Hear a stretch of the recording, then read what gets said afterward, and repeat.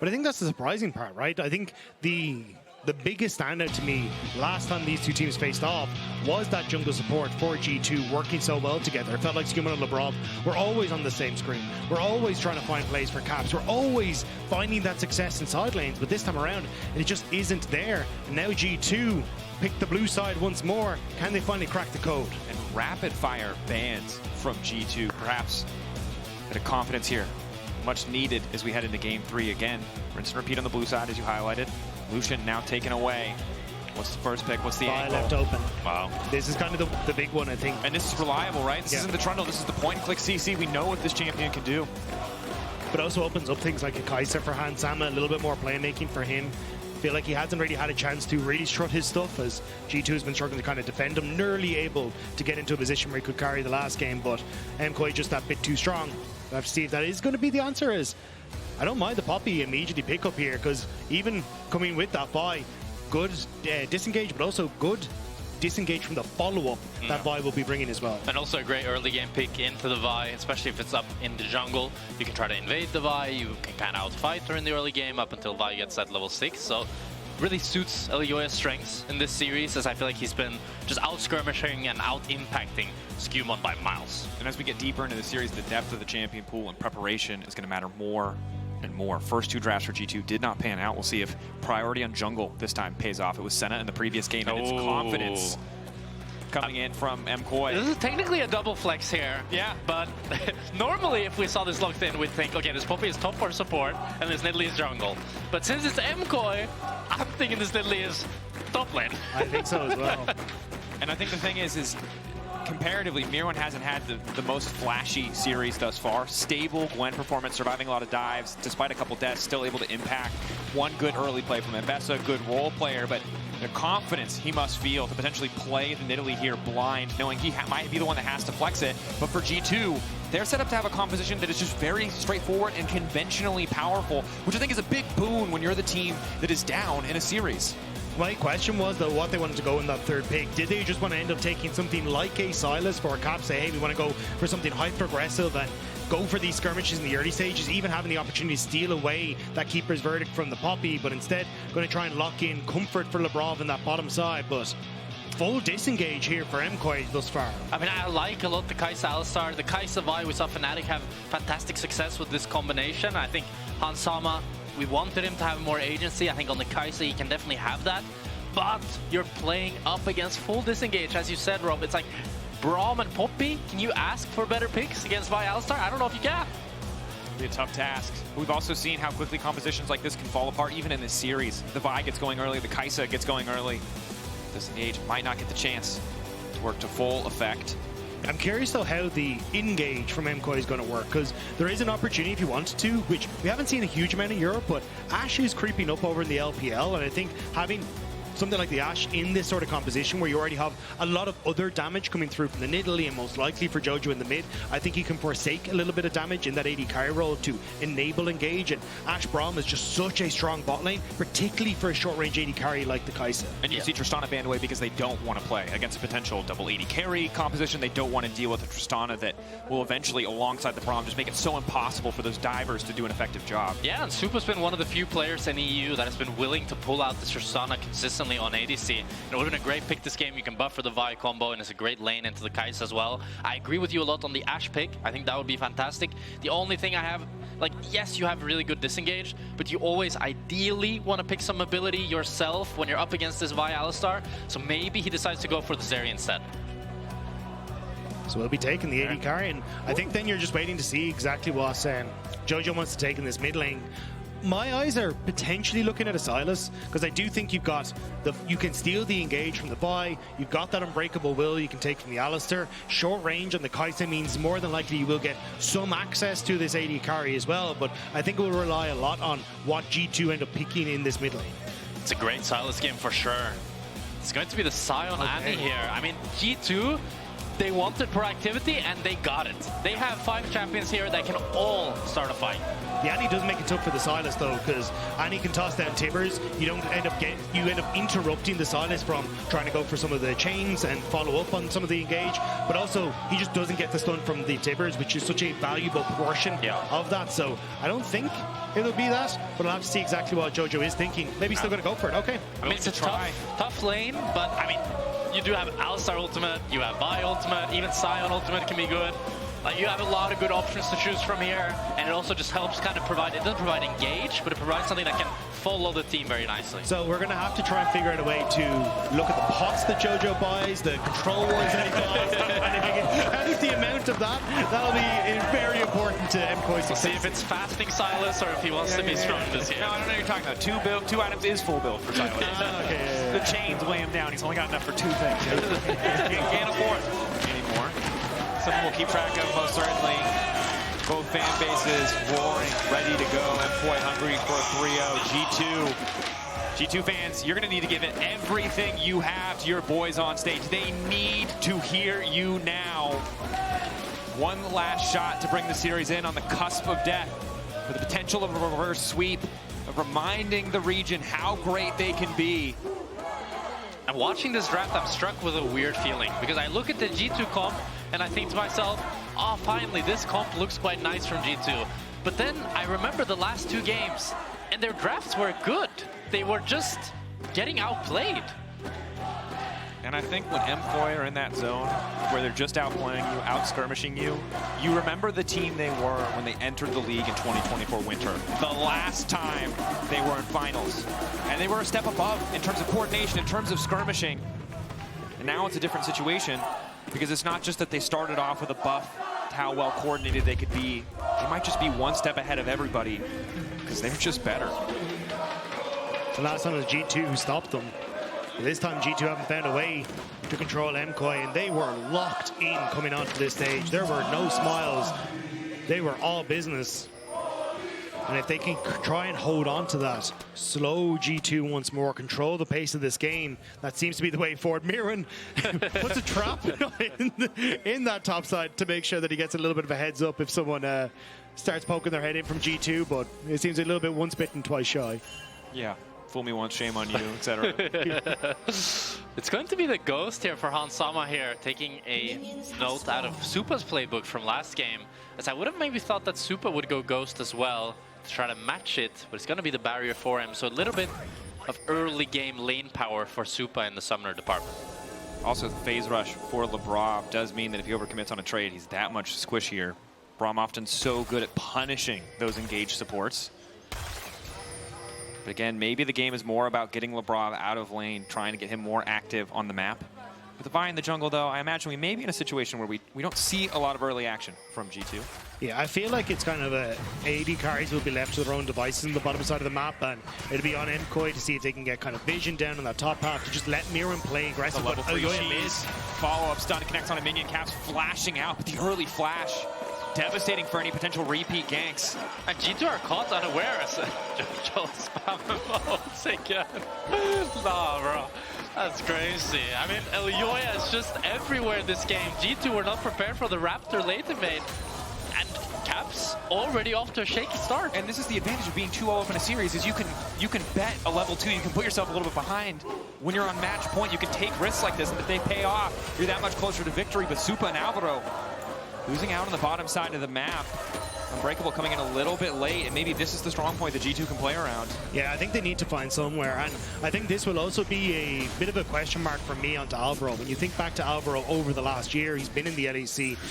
Braum has not been the strongest of picks for him. He has been the one that has been that engage tool and kind of needed to step up to be that engage tool for MKOI, and they have struggled in the past when he's been on this Braum pick.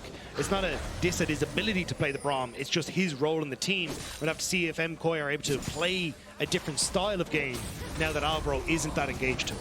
Yeah, of course the win record, I think impressive. But when you look at the team identity, something you always have to contrast is, can someone else on MKOI step up? As you mentioned, maybe it's Elyoya, has had a series pretty excellent so far. Jojopyun as well. We talked about it. So many great ultimates to steal away. Set up for success in the early laning phase, courtesy of the early gank. But of course, Annie's range advantage still makes this a pretty tough one to play out. Yeah, so tough matchup for this Sylas early on. Gets easier once you get a few items and you can start to actually just clear waves. But SkewMond here, after a shaky start as he loses the Raptors, he's going to be able to pick up the bot crab though, and maybe look to pay a visit to mid. Jojo, level 4. Early kill for the Annie could be big for G2 to start snowballing. For now it is just mid pressure. SkewMond there to cover. We'll move topside, try to get the double crab. Maybe go for a gank as well. Myrwn has 1 ward to cover, but he's pretty deep. You can see basically pushed up to tower, trying to hold that push as long as possible. Yeah, I think at this stage it's going to be kind of peaceful on the Rift for a little bit for MKOI. They just want to try and get that reset in for Jojopyun. That's why you look at Elyoya popping into mid lane to make sure that he's able to pick up the CS. Then he can TP back in towards mid. And when you get to level 6 for G2, just throw that ultimate down on the Annie on top of Jojopyun, burn through his health bar, and open that up for then dragons that are spawning in about 40 seconds. And it's a good recovery from SkewMond here. He ends up being able to pick up both crabs and deny the Raptor re-invade from Elyoya. So when you do that late invade on Raptors, you really want to get the Raptor respawn as well, as that's the real jackpot. But Elyoya wasn't able to get it, so SkewMond now in a comfortable position, even though he's down a little bit of tempo and needs to reset to get back on the map. See what he can do with the Vi, right? Game 2 was a little bit rough. Certainly outmatched by Elyoya in the series thus far, but we know him to be that incredibly consistent player, that consistency that we just really haven't seen today. In every other series, he's felt omnipresent, always where he needs to be, always a little bit ahead. Game 3 will have to be a different story. And when we look at the draft, I think so much pressure is on Hansama, right? Yeah. Broken Blade taking a losing matchup, caps on a utility champion once again. It's Hansama who needs to be the carry in this game. And for me, the only person that's been even more consistent than SkewMond has been Hansama. And even in this series, when every other lane has faltered, he's still played very well. And he's off to a great start here, up around 15, 16 CS. Against a counter-pick Braum, he's very happy. Sun forward. Oh yeah, sprinting in with steadfast presence, but Cap's able to walk that one out. Now Labrov and SkewMond here as well.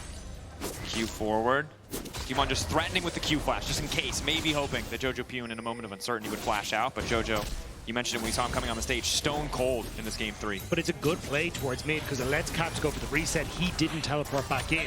So now as he TPs back in, he's going to have the mana bar, he's going to have that item advantage. You can look for this early dragon. And so often when I see the Annie's mid, it is just a, I hit level 6, I ult the enemy laner, and that just gets us dragon. Because the enemy laner isn't able to succeed and has to concede so much space because the health bar goes so low. But we'll have to see if that's going to be the case, because at the moment, with the moving around on the map, with G2 having their bot lane in the top side, I don't think they'd be looking for it too early. Alvaro ready to cover, but Labrov on the way in. Supa has to be careful here. You saw a little bit late from Myrwn on the reset. Going bot lane, but we're just going to ult right out to safety. Was able to get first push. Not confident enough to step up and try to end, but here we go. Potentially a Pokemon battle here in the mid lane. 2 bears. Yeah, but this is the thing I was talking about, right? All you do is ult to burn the health bar, and then you guarantee yourself position on mid and the objective. It's still a minute and a half until those void grubs are up, so I imagine G2 are going to look to Dragon, but it's Elyoya who's already on it, but doesn't really have the support tools that he needs. Yeah, with Jojo being forced to base, Elyoya has to get off this Drake. A nice play here by Caps, being able to pressure Jojo out and stop the secural of this Drake. But you've now burnt that ultimate kind of for nothing, right? Jojo's got the reset. He's going to be able to come in towards mid. I think you need to start this as SkewMond if you want to try and hold on to it, and looks like he will do it. So they will still get the dragon in the long play, but because it took long, well, now it's 40 seconds to avoid growth, which means it should be a trade for MKOI on that top side of the map. With potentially a false sense of security given to them by the trap in the pit. Currently not spotting anyone. SkewMond grabbing this. MKOI, as expected, trying to set up some control on the top side of the map. I do want to say, though, for G2, I think this early game, I mean, this is the best early game we've seen from them thus far, for sure. But also, if you look at the nature of the matchups, you have a Nidalee top, which is famous for bullying extremely hard. She's barely ahead. You have the Braum counterpick in bot lane, who's also actually down a little bit of gold. So everything across the board for G2 is going really well with the Drake secured as well. comfortable. And we saw what happened in a mid-game in Game 1 when they were at a gold deficit. They were still able to outmaneuver for the vast majority of the game. Coming into a mid-game at an even gold state is something we just haven't seen in this series. Labrov finds a quick knock-up, but Unbreakable to deny any follow-up. Elyoya will start the grubs. SkewMond can show up, but got mid-push. Seems like they will be able to grab all three. Yeah, and this is what I meant by not kind of immediately going towards that dragon. You gave the opportunity for MKOI to get the push that they needed with Elyoya supporting the top half, so they're going to be pretty happy getting those void groups for themselves, but it's still like, I think dragon stacking has just become so much more crucial, so if I'm on the team that can stack the dragons, I'm happy. It's only really Myrwn that I'm worried about using those void grubs successfully on these towers. Pressure point. He's already grabbed a couple plates for himself. By doing a good job of keeping the CS close, as Jack highlighted once before. Oh, SkewMond is here.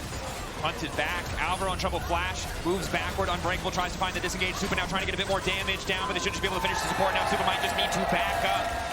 Continues to auto. Elyoya on the way in. W to deny any further follow-up, but the Zeri damage isn't quite there. Even with the ulti, flash away from Labrov as he tries to find a follow-up bit of CC, and G2 happy to just pick up one. And finally, G2 strikes back in the series as they're able to pick up the first blood and get Hansama a crucial lead. Myrwn, though, making the best that he can out of the situation, cross-mapping, at least grabbing a plate, trying to keep the gold slightly in their favor. You called it out. Hansama getting the gold is perfect for the side of G2. And I do think as this game goes on, the fact that G2 can try and keep this in good shape will bode well for them as their front to back fight. But this is just Alvaro stepping too far forward, and good gank opportunity from SkewMond playing through the FUD war to get that pick. And a little bit of an over-aggression from Elyoya here to try and keep that play going. Supa just doesn't have the damage in that sort of position to follow through, even with the BF sword picked up. So has to end up burning the flash to get away. A unique situation, most certainly, that they have an AD carry who, you know, lacks a lot in the early game. Hansama will be going for the AD build on the Kai'Sa, it seems. Needs to be able to auto-attack in these fights, but might just have the space to do so. I mean, it's not a terrible game to go AD Kai'Sa. I think he should still, I would like to see him go more on hit, but he does have great tools to go in, set him up for success, and he also has the Ghost as well to get more auto-attacks off. And being able to complete the Yuntal at 10 items, it feels very, very good for him. Definitely will. Might make it a bit harder to get the Zhonya's, my personal favorite Kai'Sa item. Why she's allowed to build it, I don't know, but it's very nice. Every ADC should be able to buy Zhonya's. No, let's not get ahead of ourselves. Myrwn continues to be a nuisance. Gold lead mostly from plates. Broken Blade has done an excellent job of keeping it close in terms of farm. Myrwn not quite able to sidestep there. Broken Blade, of course, on bits and pieces when it comes to items. That Triforce spike from Myrwn means he's going to be able to sustain that pressure quite well. I do think, though, like, as this game goes on, I start to teeter more in favor of just G2's composition, right? It is very easy to execute. You have good follow-up for SkewMond, and Jojo might actually end up giving kill cross here. Jojo's completely alone here. He has the Alistar ulti, but I'm surprised he's able to get this wave when Alvaro is showing on mid and Elyoya's top side. Might cost him his life. Abscond out. Jojo's really playing on the limit here. I quite like it, the confidence he's displaying. As MKOI are doing what we praised G2 for, they're pressuring multiple lanes at the same time. Trying to get himself somewhere to attack. Most of that coming from Myrwn, the confidence on the early Nidalee pick. Waiting to the last second possible to reveal its nature as a FLICKR. Putting Broken Blade in this uncomfortable position where he's essentially blinding, knowing that there's something getting cooked up here, or it's a Nidalee he's forced to go face-to-face with. As this game goes on, though, I think it's going to be tough for Supa to play out these fights. You get point and click from SkewMond, you get the ult from Caps to follow-up, and you just don't get to play the game for about 4 seconds, which should be enough for follow-up, but Elyoya finding SkewMond. SkewMond feeling pretty good. Locking down Elyoya. No flash. A hard time. Perfect chain CC. He's ticking, he's burning. SkewMond grabs it. They wanted to donate it to Caps. Last auto will seal the deal, and SkewMond finally finding a game where he can build that lead. G2 are making it look easy. They're just able to pick off individual kills here. SkewMond looking much more composed, much more like himself. As Labrov here, oh, with the Kai'Sa ult. Using a bit of the Hex Splash movement speed to get involved. SkewMond here now as well. Alvaro a bit too late, and G2 finding their footing in Game 3. The confidence is starting to come back. SkewMond and Labrov working well together, finding picks as MKOI overextend. Now they get the bot side jungle, they get a bunch of those minions tossed into that bot side turret to no avail of MKOI. But MKOI looking to maybe collapse on the low health cow. Labrov caught out here. Oh, flash here. I think. Breakable. Oh, he procs the face rush. Wait, Supa? The cow. Keep going. Ulti there. Extra movement speed. Wants to keep chasing. Doesn't have the reset on the dash. Would love to parkour over the wall now, but can't quite get there. But second Drake going over for the side of G2, and you have to feel that finally there's some life in this series as G2 getting a pretty decisive lead in game number 3. Keeping it simple. Hanzama in a comfortable position. Myrwn, the kind of single strong point on the map, but the difficulty of a champion like this Nidalee is it's often so hard to turn that Nidalee's lead into a lead for the entire team. Alvaro interrupting the resets on that bottom side though will net the tower on the bottom half of the map for MKOI, so at least that is something coming back after that long chase for MKOI, and it's kind of adding to all that damage that Myrwn has done, plus getting gold into the hands of Supa, going to be pretty crucial because he was already killing assist down. But for sure, but I do want to look at the jungle difference, because SkewMond is nearly up 2 levels here on this Poppy. And this is a matchup that we thought he would lose the early game. He would get out-impacted, but he's done the opposite. He's helped his laners more, and he's built an individual lead for himself. And that is credit to Caps, right? Because he was the one who got that early attention from Elyoya. Did not give up a greater advantage. Did not give up his lane.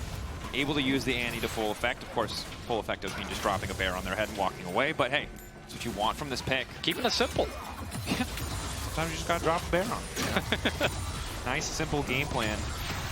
And again, this is the kind of composition where once you build a lead, you know the caliber of players present on G2.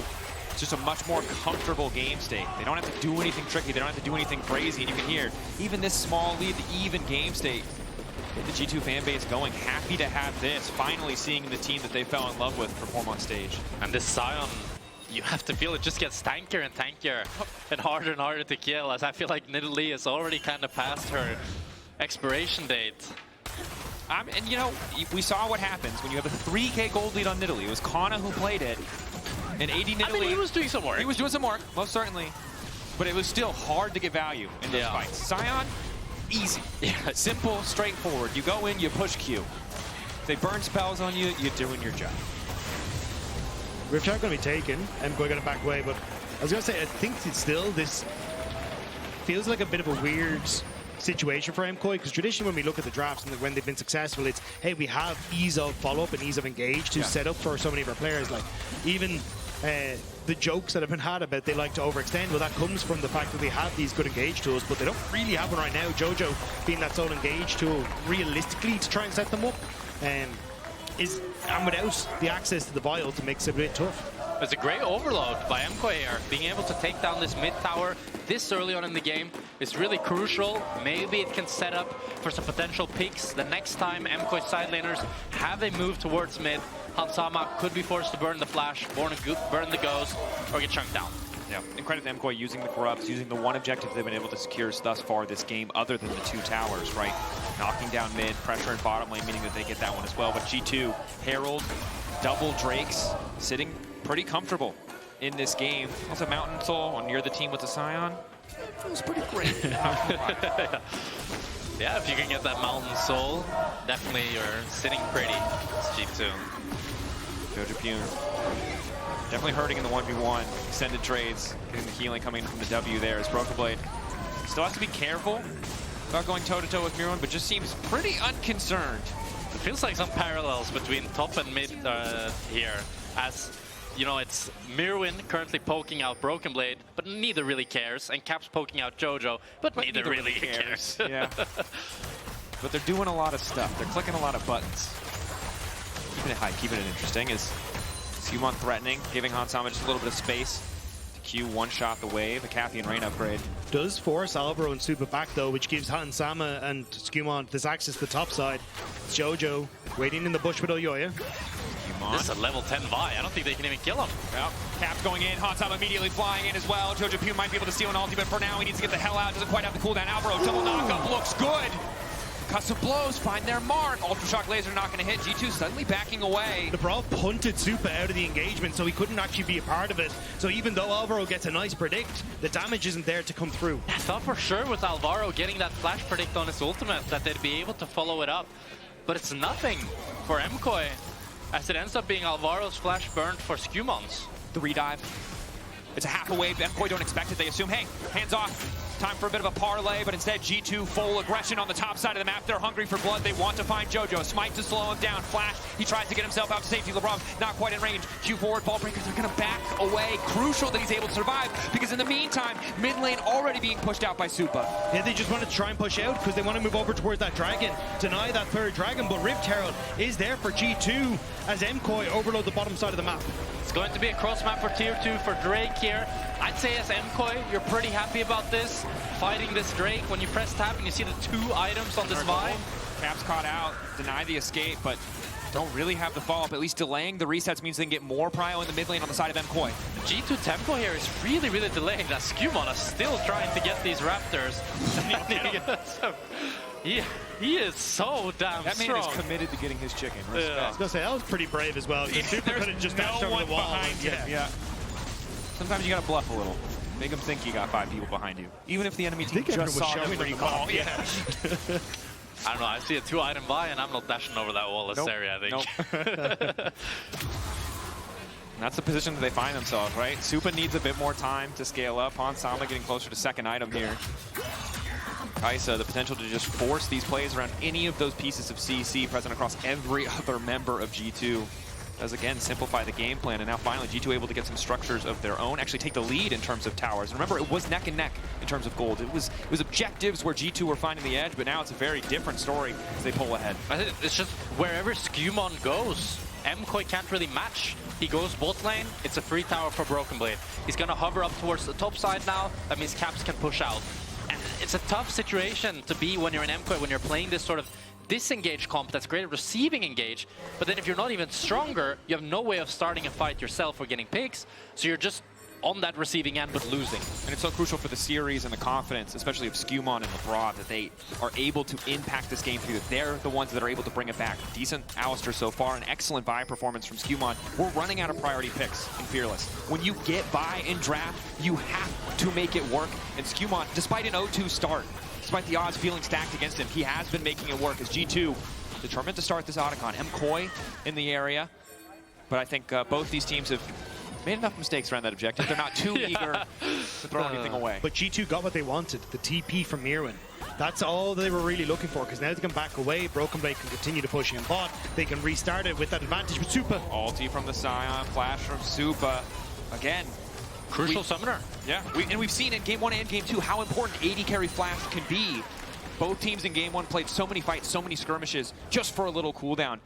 And that's big for G2, as Supa really needs a lot of space and time at 2 items to be able to make it work. Exactly, and now they can do just as Rob said.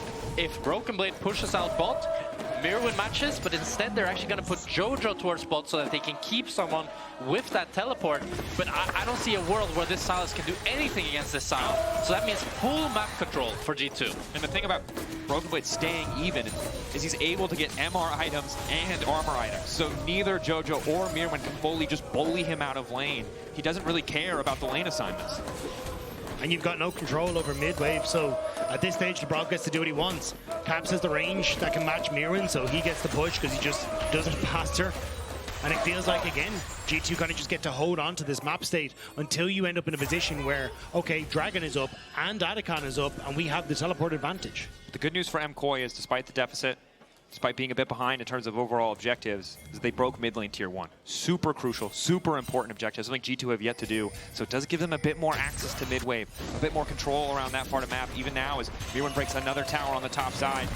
But G2 committed to finding a fight here. Labrov, potentially a bit over-eager.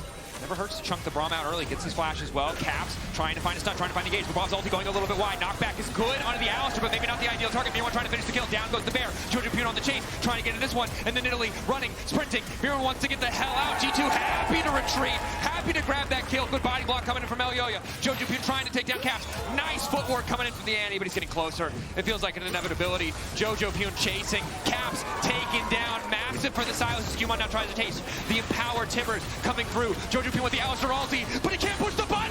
G2! Beautiful layering of the CC! And G2 strike back in this series that they're able to take down 2, they're able to get the Atakan, and some nice, fancy footwork from Caps. Alvaro tries to predict this flash, but Caps doesn't flash. He's got ice in his veins, and he plays it so nicely to set up this team fight. G2 get the Atakan, and it's a quick reset away from a Dragon on the bottom side.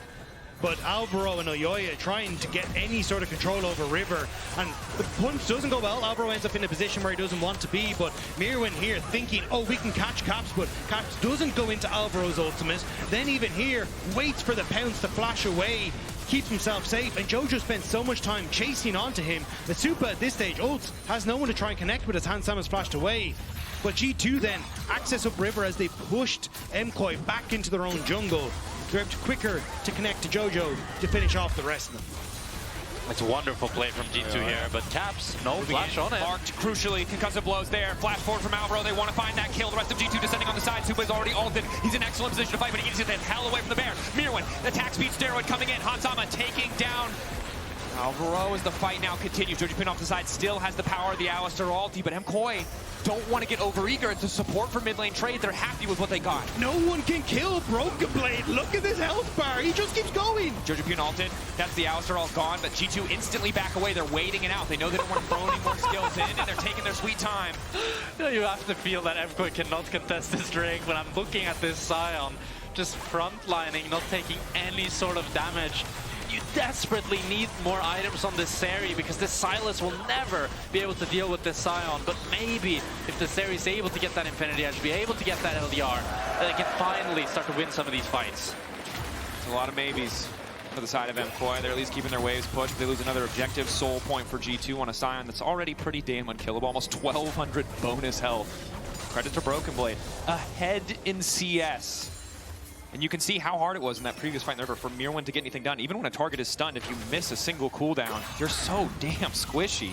Sundered Sky, not enough to keep this Nidalee alive in the fights. But you can also see how much MKOI have to invest to try and find these picks. Elyoya flashing on to Caps after Alvaro had landed the Winter's Bite. Then Alvaro had to flash just to keep the bloody stacks going. MKOI have to invest so much to keep these fights happening for them. And G2 now just get to walk forward and press or if it works for them. And that's the problem when you play this sort of disengaged comp. Yeah, you're great at disengaging, but enemy team has all the agency of when the fight actually begins. They have the decision-making power that you lack. Certainly do. And it's a different case if you're the one ahead in gold. If you're the one who's first on the objective, it makes it so easy because they have to come to you. But you're down in Drakes. You're behind in the game, and Elyoya is going to be in trouble now. Punted back into the team. G2 happy to have an easy kill. Elyoya down, jungler gone, Broken Blade on the way in. This might just be the Baron for G2. And so beautifully played by Labrov, so patient, waiting out the Poppy W. But they're on to the Nasher, and Labrov has a crazy flank here. This is the confidence G2 fans were waiting to see. MKOI, they've outplayed at a man disadvantage before. We've seen it in the series. Labrov is hiding. And they make it happen again. Labrov behind. Supa looking for the angle. Punts Myrwn back. There's no immediate follow-up. Now Broken Blade going in. Alvaro knocked to the side, but it's Hansam in the back line. Look at an eye. Supa now flashing out. Supa for a brief moment uncontested. They're trying to follow, but SkewMond, he's just too far ahead. He finds the kill. Caps taking down another. Myrwn and Jojopyun want to make the difference, but it's a 2v4, and they've got nowhere left to run. G2 chasing them out. The headbutt pull, the follow-up, the CC. Oh, damn, G2 finding the kills. And it was such a beautiful Sylas Viol from Jojopyun to take down Hansama, but it's too little, too late, as Myrwn looks like he will fall as well. Or maybe not. How much time can he buy, though? I mean, getting good damage. The thing is, in the extended fight, he's still scary. Oh. Myrwn managing to find one. They want to go in again. The CC's here. He's done. But G2, maybe not giving him enough respect. Might have wanted to throw a few more members forward. Myrwn able to get one back, but it's a little messy. Like, I don't really know why Elyoya went in here. Supa's not in position, Myrwn's not in position, Jojo can't really contest. So Elyoya ends up giving his life as Labrov is able to get him back into the enemy team. And perhaps a false sense of security. I'm not sure what he saw leading up to that play, but there have been moments where Labrov has walked up too far by himself. Elyoya betting on the coin flip, coming up tails. And then here you see Supa getting ulted by SkewMond, and Hansama tries to follow up, but Jojo, holding onto that Viol, is able to take down Hansama instantly.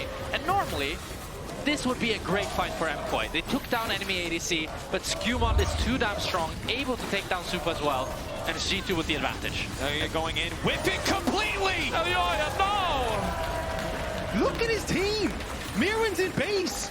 Elyoya is trying to force these engages, and I really don't understand why.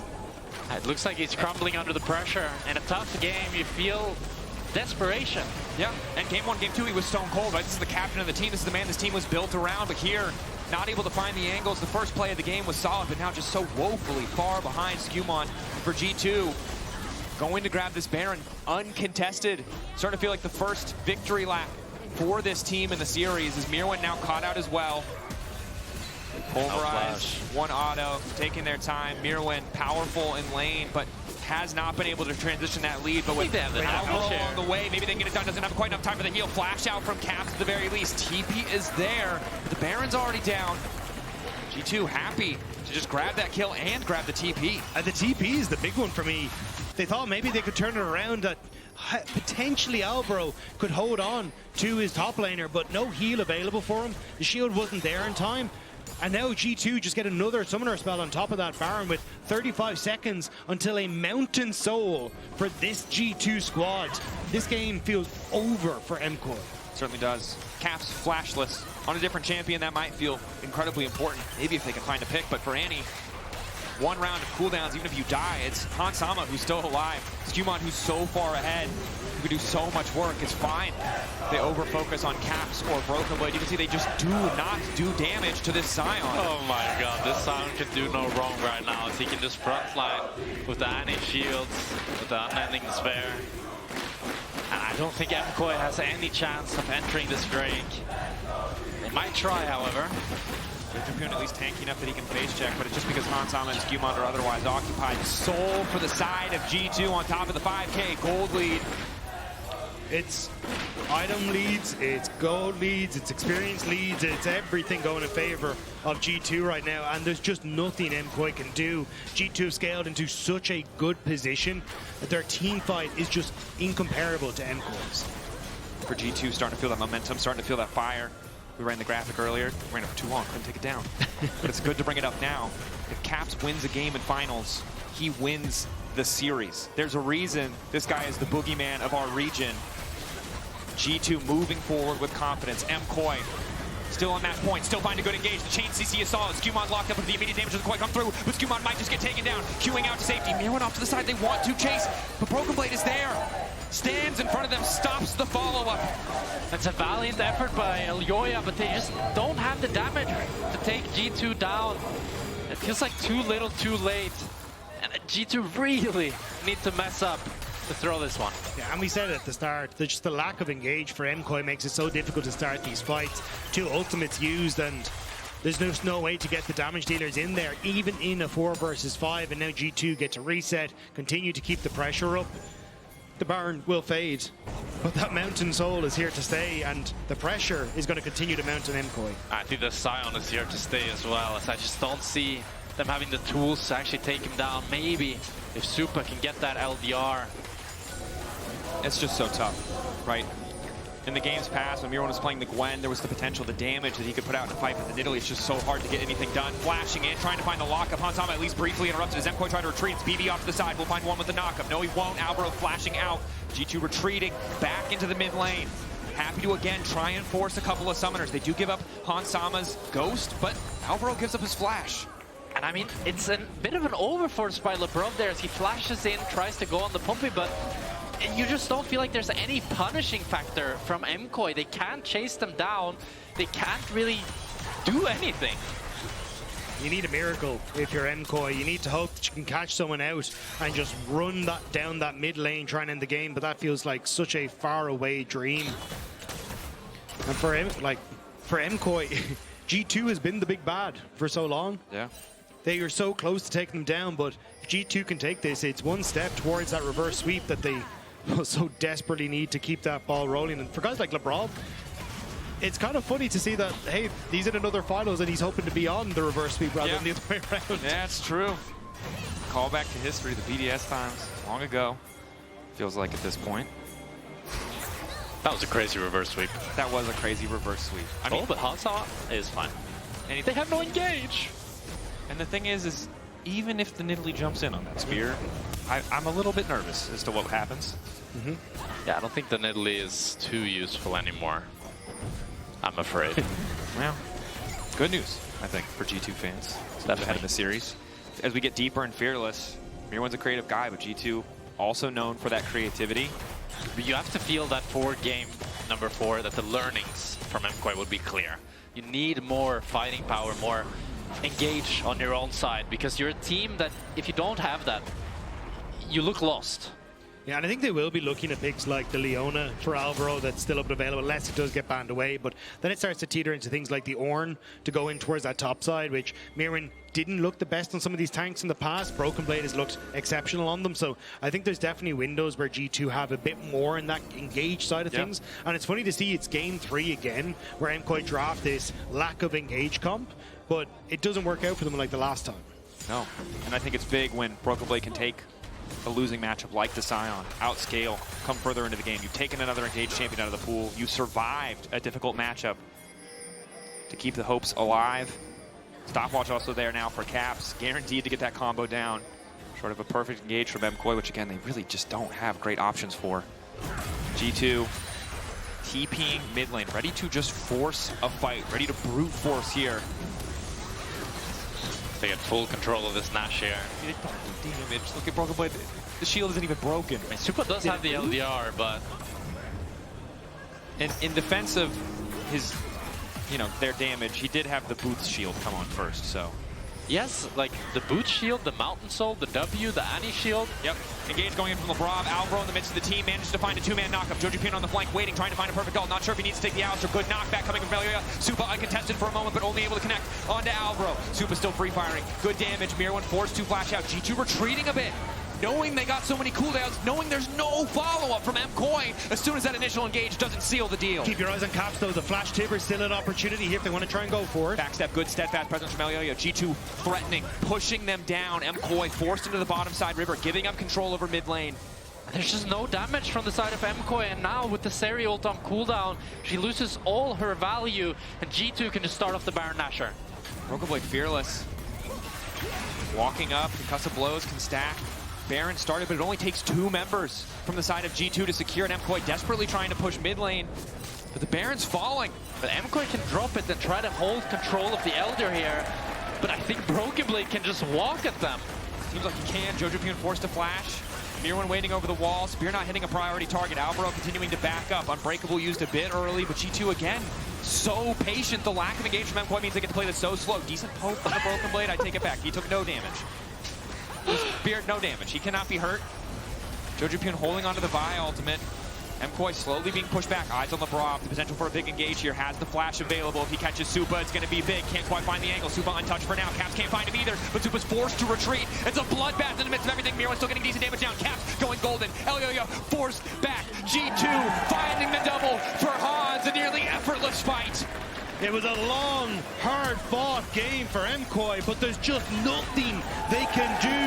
G2 are too strong, and they will start that march to try and get to that game 5. And Broken Blade was just too damn tanky. They did not have anywhere near the damage they needed, as G2 will barrel down the ball lane and finally breathe some life back into this series. G2 will not go quietly in this series. It will not be a repeat of winter.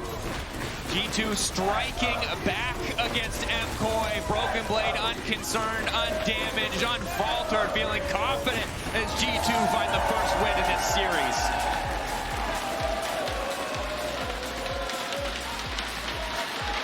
They know they have a lot more work to do, but at least it is a start for G2.